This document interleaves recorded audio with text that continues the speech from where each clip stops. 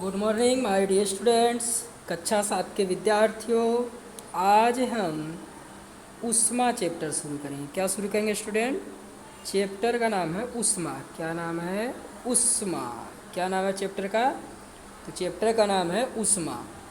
तो आज हम उष्मा चैप्टर पढ़ेंगे। तो चलिए स्टूडेंट, आज हम उष्मा चैप्टर में क्या पढ़ेंगे उसके बारे में हम देखेंगे। चलिए हम शुरुआत करते हैं उष्मा चैप्टर की। तो उष्मा चैप्टर शुरू करना है आज हमें। देखिए माय डियर स्टूडेंट, आज हम उष्मा चैप्टर में क्या पढ़ेंगे अभी बता दे रहा हूँ मैं आपको। तो अध्याय 3 यानी इसके पहले वाले चैप्टर में आप क्या कर चुके हैं? पढ़ चुके हैं। क्या पढ़ चुके हैं? आप पढ़ चुके हैं कि ऊनी वस्त्र जानता रेशे से बनाए जाते हैं। जानता रेशे यानी जंतुओं से प्राप्त रेशे। इस चीज़ के बारे में आप भली भांति जानते हैं। आप यह भी जानते हैं कि सूती वस्त्र पादप रेशे से बनाए जाते हैं, ये आपको पता है।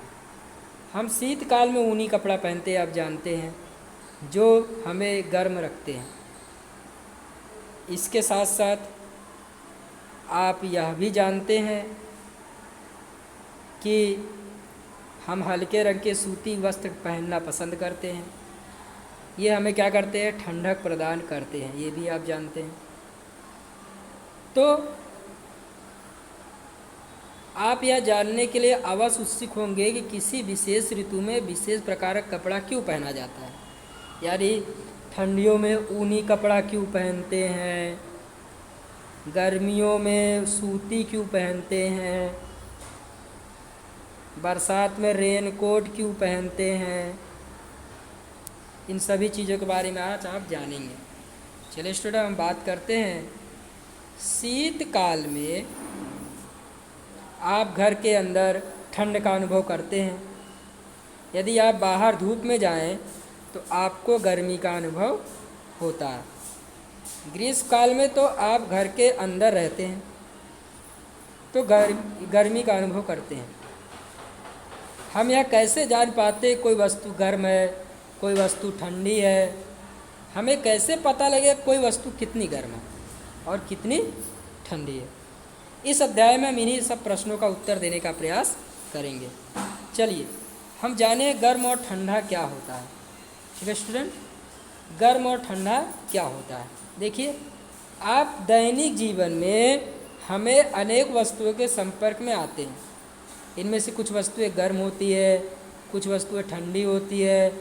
चाय गर्म होता है, बर्फ ठंडा होता है। तो आप सारणी 4.1 देखिए। सारणी 4.1 में आपने कुछ वस्तुएं हैं उनकी सूची दी गई है। इस सूची में कुछ नाम जोड़िए और बताइए ठंडी और गर्म वस्तुएं कौन कौन सी हैं। हम देखते हैं कुछ वस्तुएं ठंडी है जबकि कुछ वस्तुएं गर्म हैं। आपको परामर्श दिया जाता है कि आप बहुत ज़्यादा गर्म वस्तुओं को न छुएं। मोमबत्ती की ज्वाला को न छुएं, स्टोव को न छुएं, क्योंकि आप इससे क्या हो सकते हैं? जल सकते हैं। चलिए हम सारणी देखते हैं। सारणी में देखिए दिया है आइसक्रीम के बारे में दिया है। आइसक्रीम क्या है? तो आइसक्रीम आपको पता है ठंडा है, गरम नहीं है। चाय का प्याला क्या है? गरम है, ठंडा नहीं है। फल का रस क्या है? फल का रस क्या होता है? ठंडा होता है, गरम नहीं है। तलने वाले बर्तनों की हत्थी क्या होती है? ठंडी होती है, गरम नहीं है। तो उम्मीद है इतना आपको समझ में आया होगा। चलिए हम देखते हैं। वस्तुओं की अपेक्षा आप जानते हैं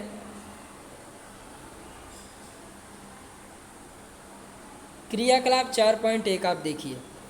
आप क्रियाकलाप 4.1 में आप देखिए कि 3 बड़े मग हैं। मग है ABC।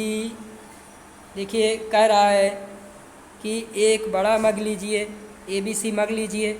मग ए में ठंडा पानी रखिए, मग बी में गर्म पानी रखिए, मग सी में कुछ ठंडा और गर्म दोनों मिला कर रखिए। यानी मग ए में गर्म रखना है, मग बी में ठंडा रखना है, और मग सी में ए और बी दोनों का पानी मिला कर रखना है। यानी करना क्या है? अब अपने बाएं हाथ से मग ए तथा दाएं हाथ को मग बी में डालिए। एक हाथ मग ए में डालना है, एक हाथ मग बी में डालना है।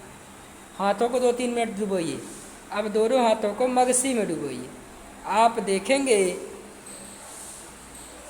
आप क्या देखेंगे, जब आप मग सी में डुबोएंगे तो आपको जो आपने ए में डुबोया था गर्म में, तो मग सी में आपको ठंडा लगेगा। लेकिन अब जब आप बी में ठंडे में डुबोए थे तो मग सी में आपको गर्म लगेगा। अब देखिए यहाँ पर बूझो क्या कह रहा है, बूझो कह रहा है मेरा हाथ, बायां हाथ कहता है कि मग सी में पानी गर्म है, तथा दाहिना हाथ उसी पानी को बता रहा है कि पानी ठंडा है, ऐसा क्यों? तो बूझो भी यही उलझन दर्शा रही है। ऐसा इसलिए होता है कि आप जब गर्म पानी से ठंडे पानी में हाथ डालते हैं तो आपको थोड़ा गर्म महसूस होगा, लेकिन धीरे धीरे क्या होगा, ठंडक महसूस होगी। बूझो यह उलझन दर्शाती है कि यह निश्चय करने के लिए कि कोई वस्तु गर्म है या ठंडी। बूझो को ये नहीं पता चल रहा है कि कोई वस्तु गर्म है कि ठंडी है, तो हम स्पर्श करके नहीं बता सकते कि कोई वस्तु गर्म है या ठंडी है। तो यह कभी कभी हमें क्या हो सकती है, धोखा दे सकती है। हो सकता है किसी को कोई वस्तु ज़्यादा गर्म लगे तो किसी को वो वस्तु गर्म ना लगे, ऐसा भी हो सकता है। हम बात करते हैं तापमान मापन। तो देखिए तापमान मापन के बारे में हम थोड़ा देख लेते हैं कि तापमान मापन कैसे किया जाता है। चलिए स्टूडेंट, अब हम बात करेंगे तापमान मापन की। क्या आपने तापमापी देखा है? डॉक्टर के पास आप जाते हैं तो थर्मामीटर देखते हैं। याद कीजिए, जब आपके परिवार में किसी को बुखार हुआ हो तो आप टेम्परेचर मापते हैं। थर्मामीटर से क्या करते हैं, आप टेम्परेचर मापते हैं। तो जिस तापमापी से हम अपने शरीर का तापमान मापते हैं उसे डॉक्टरी थर्मामीटर कहते हैं। यानी आपको बुखार हो जाए तो आप क्या करते हैं कि अपने शरीर का थर्मामीटर मापते हैं, तो उसे आप क्या कहेंगे, डॉक्टरी थर्मामीटर कहेंगे। किसी थर्मामीटर को अपने हाथ में पकड़िए और इसको ध्यानपूर्वक क्या कीजिए, देखिए। यदि आपके पास थर्मामीटर नहीं है तो अपने मित्र के साथ सम्मिलित हो जाइए और डॉक्टरी थर्मामीटर कैसे दिखाई देता है मैं आपको बताता हूँ। देखिए आप चित्र में देख सकते हैं, ये देखिए इस चित्र में आपको दिखाई दे रहा होगा डॉक्टरी थर्मामीटर। आप देख रहे होंगे यहाँ डॉक्टरी थर्मामीटर में आपको यहाँ पर 37 दिखाई दे रहा होगा, 37। ये क्या है, ये हमारे बॉडी का टेम्परेचर है। अगर बॉडी का टेम्परेचर 37 से ज़्यादा होता है तो इसका मतलब है आपको क्या है, बुखार है।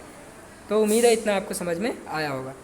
चलिए हम देखते हैं, डॉक्टरी थर्मामीटर में एक बड़ी बारीक तथा एक समान व्यास वाली नली लगी होती है। आप देख रहे हैं ये नली लगी हुई, देखिए ये नली लगी हुई यहाँ पर देख रहे हैं आप। चलिए इसमें एक सिरे पर वाल्व होता है, आप देख सकते हैं ये वाल्व है, दिख रहा है आपको। चलिए, और ये जो बल्ब है, इस बल्ब में क्या होता है, ये जो बल्ब है इसमें क्या होता है, पारा भरा होता है। अब पारा क्यों भरा होता है, तो आप बाहर नली के पारे की एक पतली चमकीली धारी देख रहे होंगे। आप देखिए ये पतली सी धारी दिखाई दे रही है आपको बीच में, ठीक है, आपने देख लिया। चलिए हम बात करते हैं कि क्या क्यों ऐसा होता है। यदि पारे की धारी आपको दिखाई न दे, थर्मामीटर को थोड़ा घुमाइए जब तक कि आपको उसमें धारी न दिखाई दे। आप उस धारी को देखने का प्रयास कीजिए तो आपको क्या होगा, धारी क्या होगी, दिखाई देगी। तो उम्मीद है इतना आपको समझ में आया होगा। थर्मामीटर आपको ताप मापने का एक मापक्रम दिखाई देगा। देखिए जिस थर्मामीटर का आप उपयोग करते हैं तो यहाँ पर उपयोग किया जाने वाला यह माप सेल्सियस दर्शाता है।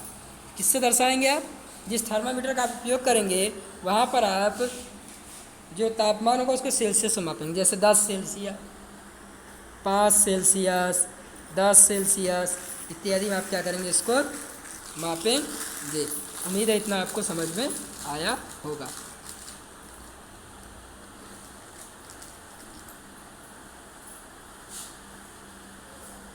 अब देखिए बूझो दुविधा में है कि चित्र 4.2 में दर्शाया गया जो मापक्रम उसको कैसे पढ़ें। तो उसको पढ़ने के लिए आपको क्या करना है कि डॉक्टर का जो थर्मामीटर है उसको आप पढ़ेंगे। एक को आप सेल्सियस में पढ़ेंगे, भारत में सेल्सियस माप को अपनाया है। किसको अपनाया है, भारत ने सेल्सियस मापक्रम को अपनाया है। इसके अलावा दूसरा मापक्रम है फ़ारेनहाइट, ठीक है। फ़ारेनहाइट में परिसर होता है 94 से 108, ठीक, कितना होता है, 94 से 108 होता है। इतना आपको समझ में आया होगा। ध्यान दीजिए अब आप डॉक्टरी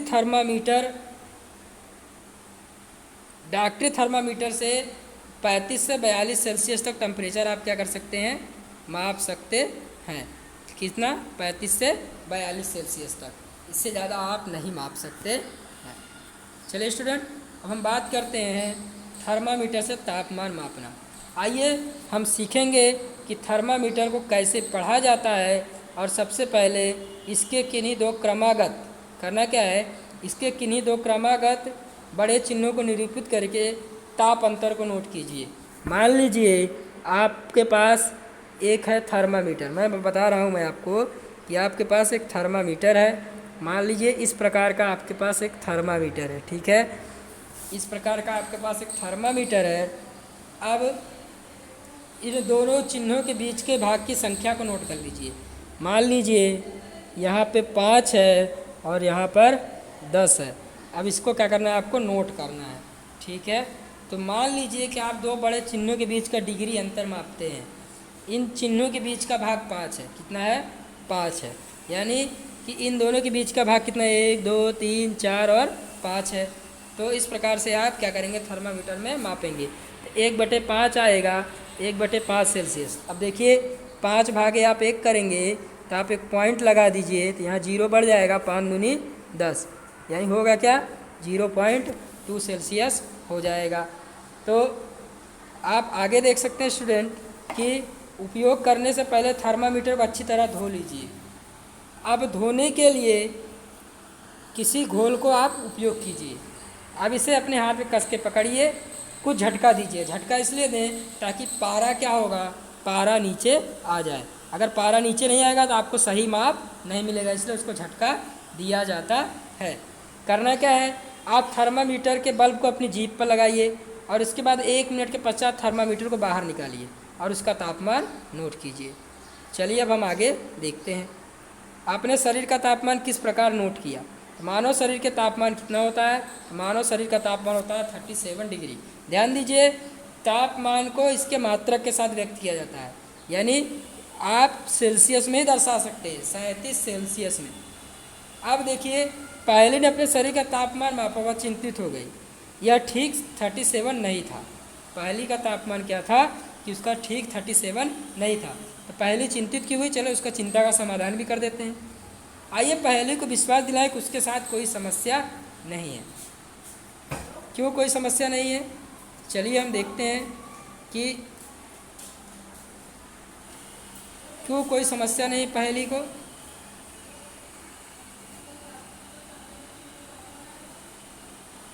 चलिए, कह रहा है डॉक्टर का थर्मामीटर ले लीजिए और उसमें कम से कम 10 लोगों के शरीर का तापमान मापिए। अपने 10 मित्रों का तापमान मापिए। चलिए हम मापते हैं 10 मित्रों का तापमान। और करना है क्या, 10 मित्रों का तापमान माप के आपको 10 मित्रों का तापमान माप के क्या करना है, सारणी में नोट करना है। ऐसा एक सारणी बना लीजिए आप।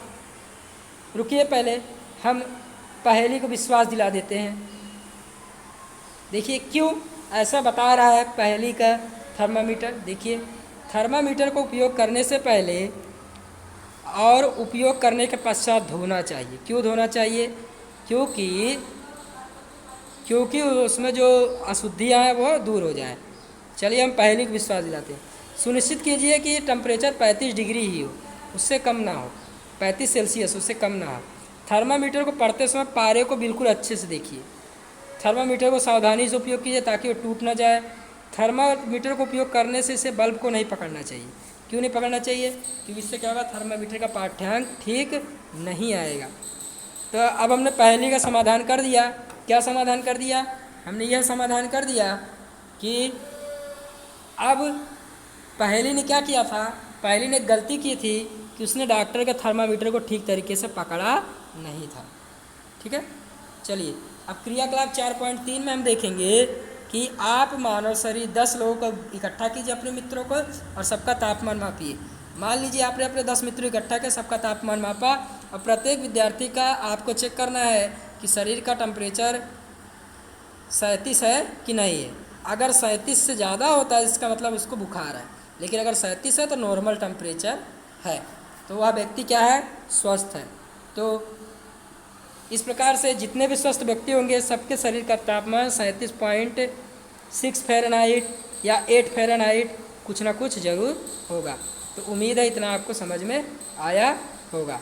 तो आज के लिए इतना डियर स्टूडेंट, अब हम इसके आगे का अगले वीडियो में देखेंगे। Thank you very